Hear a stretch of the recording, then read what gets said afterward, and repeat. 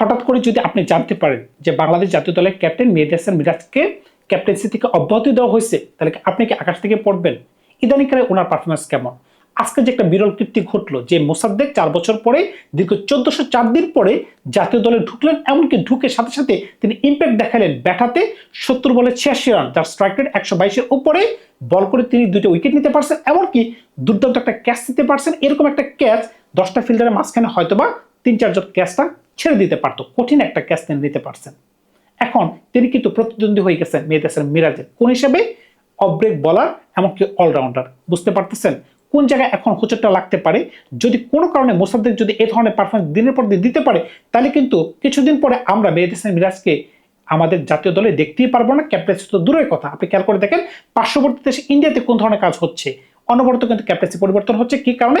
ভালোর জন্য কিন্তু করা হচ্ছে। একটা সময় ওডিআইতে বিরাট কোহলি ছিলেন, এর কিছুদিন পরে রোহিত শর্মা, এর কিছুদিন পরে এখন দেখেন শুভমন গিলের যৌবনকাল চলতেছে। টি-20 ফরম্যাটে যখন কথা বলবেন, টি-20 ফরম্যাটে কিছুদিন আগে কিন্তু 2024 বিশ্বকাপে ভারত কিন্তু শিরোপা পায় রোহিত শর্মার আন্ডারে, কিন্তু এর পরের বছরে কিন্তু আমরা শুনতে পেয়েছিলাম যে হার্দিক পান্ড্যাকে ক্যাপ্টেন্সি দেওয়া হবে, কিন্তু যে কোনো কারণে ওনাকে দেওয়া হয়নি, কিন্তু সূর্যকুমার যাদবকে দেওয়া হয়েছে, কিন্তু তিনিও কিন্তু একটা কাপ নিতে পারছেন 2026-এ।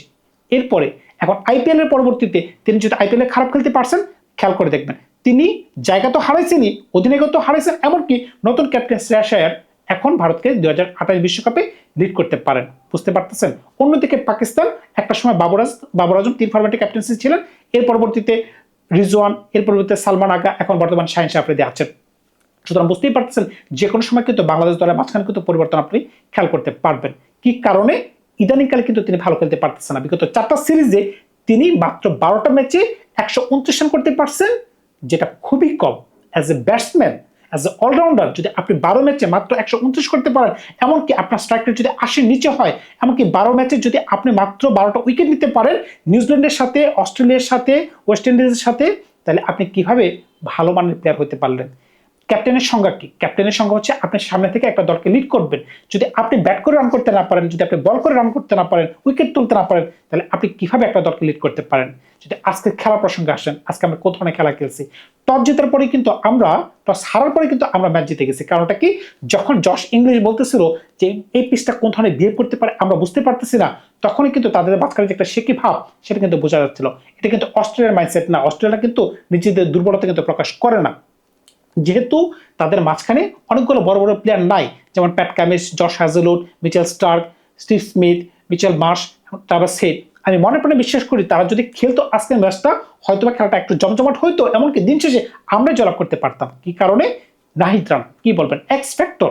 এক্স ফ্যাক্টর মানে এক্স ফ্যাক্টর। সারা বিশ্বে বর্তমানে তার মতো বলার আছে কিনা, সেটা কিন্তু খুবই কঠিন ব্যাপার হয়ে যাচ্ছে। কারণটা কি?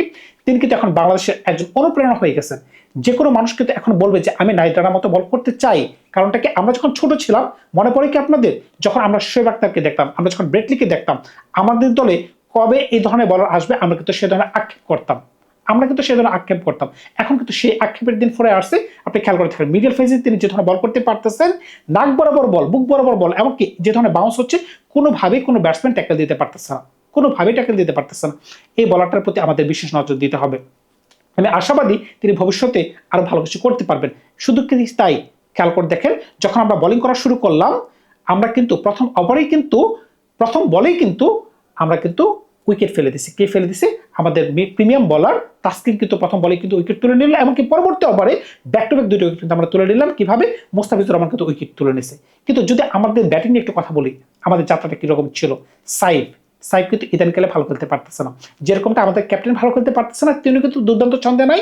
আমি কিন্তু বেশ কয়েকদিন ধরে বলতেছিলাম যে তিনি এর আগের সিরিজে এক ম্যাচে 4 রান, এক ম্যাচে 14 রান, এক ম্যাচে 30-এর উপর রান করতে পারছেন, অনেকগুলো বল খেয়ে তাকে একটু বিশ্রাম দেওয়া প্রয়োজন। কি কারণে? সৌম্য সরকার বিগত 5টা ম্যাচের মাঝখানে তিনি দুর্দান্ত ছন্দে ছিলেন। কি কারণে? এক ম্যাচে 91 বা 90-এর উপর রান করতে পারছেন, আরেক ম্যাচে 70-এর উপর রান করতে পারছেন, এমনকি আরেক ম্যাচে 50-এর একটু কম রান করতে পারছেন। এরকম ফর্মেট থাকার তুঙ্গে অবস্থায় আপনি কেন তাকে বেঞ্চে বসে রাখবেন? এই প্রশ্ন উত্তরকে আপনারা দিতে পারেন? আমি দিতে পারতেছি না। জোর করে কেন সাইডকে বারবার সুযোগ দেওয়া হচ্ছে, অন্যদিকে কেন ওই প্লেয়ারটাকে বঞ্চিত করা হচ্ছে, আমি বুঝতে পারতেছি না।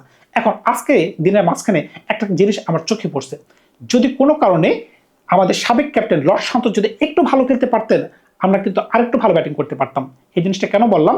যখন তানজিদ একটা দুর্দান্ত হাফ সেঞ্চুরি করতে পারলো, 44 বলে 50, এটা কিন্তু একটা দুর্দান্ত অর্জন। এমনকি অন্য প্রান্ত থেকেও কিন্তু শান্ত কিন্তু ভালো ব্যাটিং করতেছিল, 50 বলে 46 রান যখন তানজিদ আউট হইলো। কিন্তু এরপরে যখন লিটন আউট হইলো, একটা বাজে শট খেলে ছক্কা মারতে যে ম্যাট রেনশোর বলে, তখন 72 বলে তার রান ছিল 58। তার মানে কি পরবর্তী 22 বলে তিনি মাত্র 12 রান করতে পারছেন, যেটা কিন্তু লিটন কুমার দাসের উপর একটা প্রেশার ক্রিয়েট করে ফেলেছে। তিনি যদি 22 বলে 12 জায়গায় যদি বিশ্রাম করতে পারতেন, তখন কিন্তু দলের রান কিন্তু ভালো থাকতে পারত। এমনকি লিটন কুমার দাসের এক্সট্রা প্রেশারে পড়ার কোনো ঝামেলা কিন্তু তৈরি হইতো না। নিয়ম কি বলে? নিয়ম হচ্ছে যখন একটা পার্টনারশিপ হয়, এমনকি পার্টনারশিপের মাঝখানে যদি একটা প্লেয়ার আউট হয়ে যায়, তখন যিনি সেট ব্যাটসম্যান থাকে ওই ব্যাটসম্যান একটু ভালো শট খেলবে, এমনকি বেশি সংখ্যক বল খেলবে, যাতে অপর প্রান্তের ব্যাটসম্যানকে ঝুঁকি না নিতে হয়। এই ধরনের ঝুঁকি নেওয়ার কারণে কিন্তু আজকে লিটন কুমার দাস আউট হয়ে গেছেন।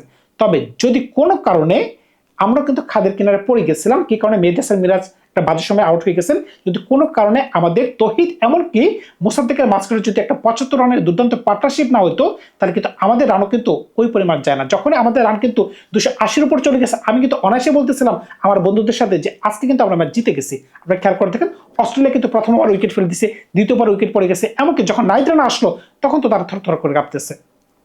আপনি খেয়াল করে দেখছেন কি, জশ ইংলিশকে যখন 9 রান আউট করলো, তিনি কিন্তু উত্তাপে মাঠের মাঝখানে ঝগড়াই প্রায় লেগে গেছিলেন। কারণটা কি, তিনি বুঝতেই পারতেছেন যে এত বড় প্লেয়ার জশ ইংলিশ, তিনি মানতেই পারতেছেন না যে তিনি আউট হয়ে গেছেন। ভাই, আমাদের 9 রানও কিন্তু দুর্দান্ত বলার। এখন ভবিষ্যতে আমাদের দলটাকে কিভাবে সাজাতে উচিত ভাই, তেমন ধরনের কোনো পরিবর্তন আমি আশা করতেছি না। কিন্তু আমাদের দলের মাঝখানে যারা টপ অর্ডার ব্যাটসম্যান আছে, আজকে যেমন খেলছে সুন্দর খেলতেছে, কিন্তু দলের মাঝখানে সাইফের জায়গায় যদি কোনো কারণে, আমি যেটা বলতেছিলাম, যদি সৌম্য সরকারকে একটু সুযোগ দেওয়া হয় 2027 বিশ্বকাপকে মাথায় রেখে, তাহলে এটা একটা ভালো অপশন হইতে পারে। এমনকি ব্যাটিং এর মাঝখানে যেটা হচ্ছে, আজকে যে আমরা ভুলগুলো করলাম, মিডল ফেজে আমরা একটু বেশি স্লো খেলে ফেলি। এত স্লো খেলা যাবে না। কারণটা কি, আমাদের পিচে, এই ধরনের পিচে আমাদের টার্গেট রাখতে হবে যেন 320 থেকে 330 রান আমরা করতে পারি। আপনি খেয়াল করে দেখেন, যখন 20 ওভার পর্যন্ত আমরা ব্যাটিং করতেছিলাম, আমাদের রান কিন্তু মোটামুটি ভালো ছিল, প্রায় 6-এর উপরে আমাদের স্ট্রাইক রেট ছিল।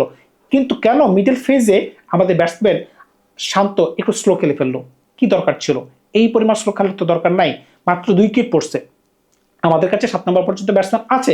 এমনকি তানভীরকে যে আজকে নেওয়া হয়েছে, তিনি কি ইফেক্টিভ ছিল? আমার কাছে তো মনে হচ্ছে না।